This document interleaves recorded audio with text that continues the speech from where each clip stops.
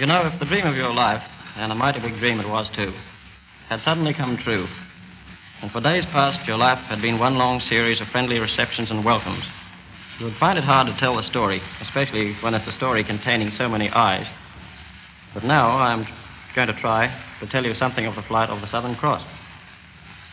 Right at the outset, I want to stress this all-important fact. This flight was not my flight. It was a flight by Charles Ulm, Harry Lyon, Jim Warner, and the chap that's talking to you.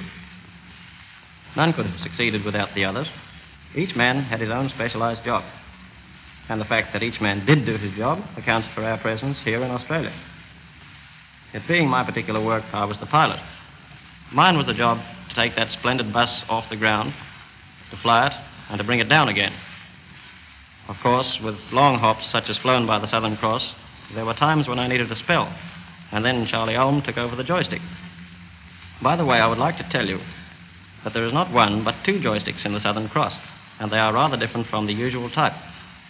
They are surmounted by wheels, just like the steering wheel of a motor car. For with an ordinary stick, you could not get enough leverage to control a bus like ours. But now I'm getting somewhat technical. I think I'd better get back to the job set me. Our trip was like all other big trips. We had bad times, and we had good times. Most of the way, it was just straight flying. You sat back in your little chair in the cockpit, and you flew her at the height that you thought was the best. Every now and again, you would feel something smack you in the back of the neck, and you would know that Harry Lyon had poked a message through to you, telling you how your course was shaping. In good weather, it was quite snug and comfy in the cockpit. But when we struck the bad stuff, well, it wasn't so comfy. And then all the time, there was that pounding, thudding roar of those three engines. It didn't improve one's hearing, but one preferred a momentary deafness to know that the engines were doing their job. I have flown now for about 3,400 hours since I took my first machine off the ground. And if I fly for the same time again, and I sincerely hope I can, I never want another experience like the one we had on the night of June the 8th. That was when it was a matter of flying blind, and this can only be done successfully after much specialized training. The best indication I can give you of the fierceness of that storm is the fact that nearly half an inch was sheared off our propellers by the rain. And believe me, those propellers are mighty tough.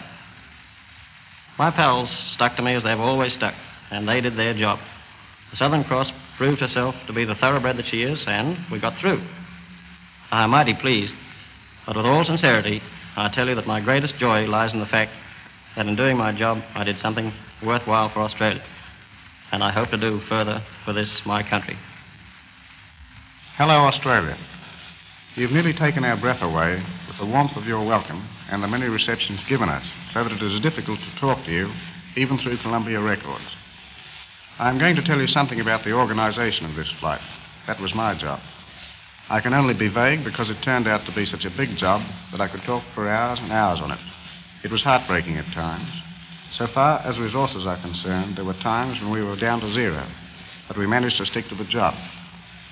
We knew we could make it successfully if we could only get the support necessary and the right equipment. We worked for months deciding on the best type of plane and engine and fuels and a myriad other details that must be attended to on a trip such as that of the Southern Cross. We knew that unless every link in the chain was strong and rightly placed, we were foredoomed to failure. There could not be the slightest hitch, and to make sure that this trouble was going to be averted took months of time.